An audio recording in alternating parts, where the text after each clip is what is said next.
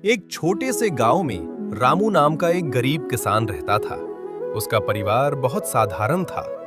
परिवार में उसकी पत्नी सीता, बेटा मोहन और बेटी गीता थे। रामू के पास केवल 2 बीघा जमीन थी। उसी जमीन पर खेती करके वो अपने परिवार का पालन पोषण करता था। उसकी आय बहुत कम थी, लेकिन वो मेहनती, ईमानदार और संतोषी व्यक्ति था। गांव के सभी लोग उसका सम्मान करते थे, क्योंकि वह कभी किसी का बुरा नहीं सोचता था। हर वर्ष रामू बड़ी उम्मीदों के साथ खेत में गेहूं, बाजरा और दाल की फसल बोता। वह सुबह सूर्योदय से पहले उठ जाता और देर शाम तक खेत में मेहनत करता। कभी बैलों से हल चलाता, कभी बीज बोता और कभी खेत की निराई गुराई करता। उसकी पत्नी भी हर काम में उसका साथ देती। दोनों मिलकर सपने देखते कि इस बार अच्छी फसल होगी तो बच्चों को अच्छे स्कूल में पढ़ाएंगे, घर की टूटी छत ठीक करवाएंगे और कुछ पैसे भविष्य के लिए भी बचाएंगे। लेकिन किस्मत हमेशा उसका साथ नहीं देती थी।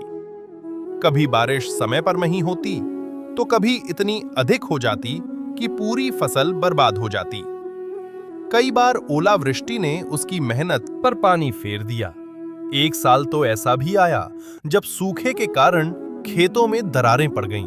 रामू ने आसमान की ओर देखकर कहा, हे भगवान, मैंने मेहनत में कोई कमी नहीं छोड़ी, फिर भी मेरी परीक्षा कब तक चलेगी। फसल खराब होने के कारण उसे साहूकार से कर्ज लेना पड़ा। साहूकार ऊंचे ब्याज पर पैसा देता था। हर महीने ब्याज बढ़ता जाता और रामू की चिंता भी। कई बार वो रात भर सो नहीं पाता। उसकी पत्नी उसे समझाती, हिम्मत मत हारो, मेहनत करने वाले का भगवान कभी साथ नहीं छोड़ता। रामू के बच्चे भी समझदार थे। मोहन स्कूल से लौटकर पिता के साथ खेत में काम करता। गीता घर के छोटे छोटे कामों में मां की मदद करती। दोनों कभी किसी चीज की जिद नहीं करते थे। वे जानते थे कि उनके माता पिता कठिन परिस्थितियों में भी उन्हें खुश रखने की कोशिश करते हैं। एक दिन गांव में कृषि विभाग के अधिकारी आए। उन्होंने किसानों को नई खेती की तकनीक, अच्छी किस्म के बीज, जैविक खाद और पानी बचाने के तरीके बताए। पहले तो रामू को लगा कि ये सब उसके बस की बात नहीं है, लेकिन फिर उसने सीखने का निर्णय लिया। उसने प्रशिक्षण लिया और नई जानकारी के अनुसार खेती शुरू की। रामू ने खेत में गोबर की खाद का उपयोग किया, समय पर सिंचाई की और फसल की देखभाल पहले से अधिक सावधानी से की। उसने खेत के किनारे कुछ फलदार पेड़ भी लगाए। धीरे धीरे उसकी मेहनत रंग लाने लगी। इस बार फसल पहले से कहीं अधिक अच्छी हुई।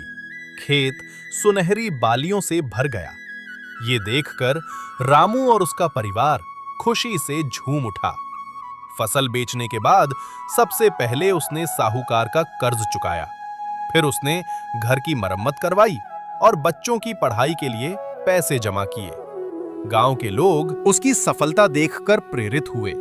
वे भी नई तकनीक अपनाने लगे। कुछ वर्षों बाद रामू की आर्थिक स्थिति पहले से काफी बेहतर हो गई। उसने अपने खेत में टपक सिंचाई की व्यवस्था करवाई और वर्षा जल संग्रहण भी शुरू किया।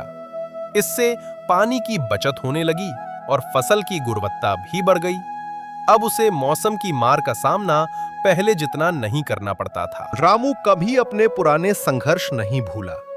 जब भी किसी गरीब किसान को परेशानी होती, वो उसकी मदद करता।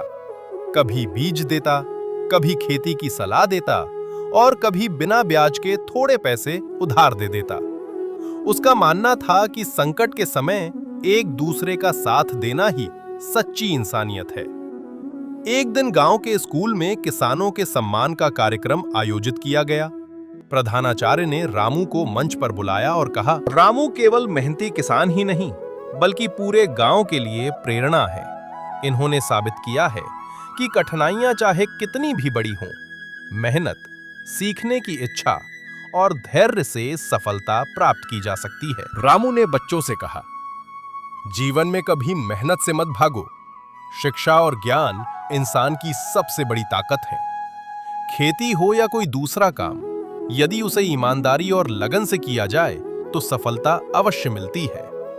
सभी लोगों ने तालियों की गड़गड़ाहट से उसका स्वागत किया। उसके बच्चों की आंखों में गर्व के आंसू थे। उन्हें अपने पिता पर बहुत गर्व था। समय बीतता गया। मोहन ने कृषि विज्ञान की पढ़ाई की और गांव लौटकर किसानों को आधुनिक खेती के तरीके सिखाने लगा।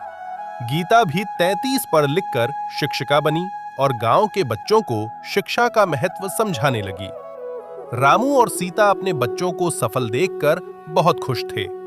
रामू अक्सर अपने खेत की मेड़ पर बैठकर लहलहाती फसल को देखता और